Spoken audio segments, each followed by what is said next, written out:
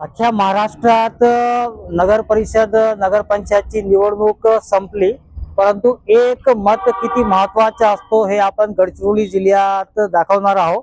अख्ख्या विदर्भातील गडचिरोली जिल्ह्यात एक मताने विजयी झालेले काँग्रेस पक्षाचे प्रभाग क्रमांक 4 चे नगरसेवक आहेत आपल्या सोबत श्रीकांतजी शरदराव देशमुख। तुम्ही एक मताने विजयी झालात, एक मत किती महत्वपूर्ण आहे आणि कशा प्रकारे तुमची लढत विरोधकांसोबत काय म्हणा? मी प्रभाग क्रमांक 4 मधून रामनगर मधून निवडणूक लढवलेली आहे। तिथे आम्ही समाजकारण करत होतो।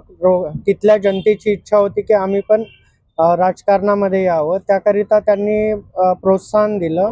मग आम्हाला काँग्रेस पक्षाने तिकीट दिल्यानंतर आम्ही निवडणूक लढवली। त्या निवडणुकीमध्ये आमचा एक मताने विजय झालेला आहे।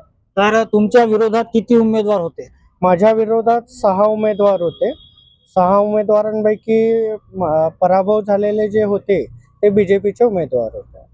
तर एक मोठा पराभव इथे बीजेपीला घ्यावा लागला। आपल्या सोबत काँग्रेस पक्षाचे जिल्हाध्यक्ष आहेत महेंद्र भाऊ। एक वेगळी लढत या प्रभाग नंबर 4 मध्ये पाहायला मिळाली।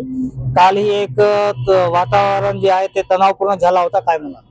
निश्चितच प्रभाग 4 मध्ये तिथल्या जनतेने काँग्रेस पक्षावर विश्वास दाखवला आणि श्रीकांत देशमुखच्या रूपानं एक समाजकारणात काम करणाऱ्या व्यक्तीला या ठिकाणी निवडून पाठवलं।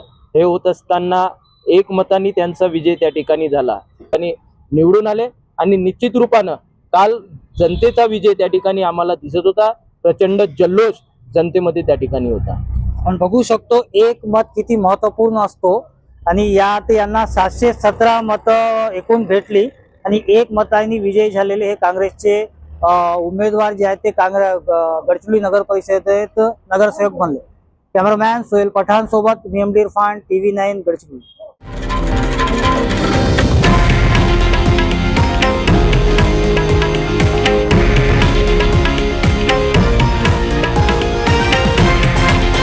हे आहे देशातील नंबर 1 न्यूज नेटवर्क आणि आपण पाहत आहात TV9 मराठी, एकमेव।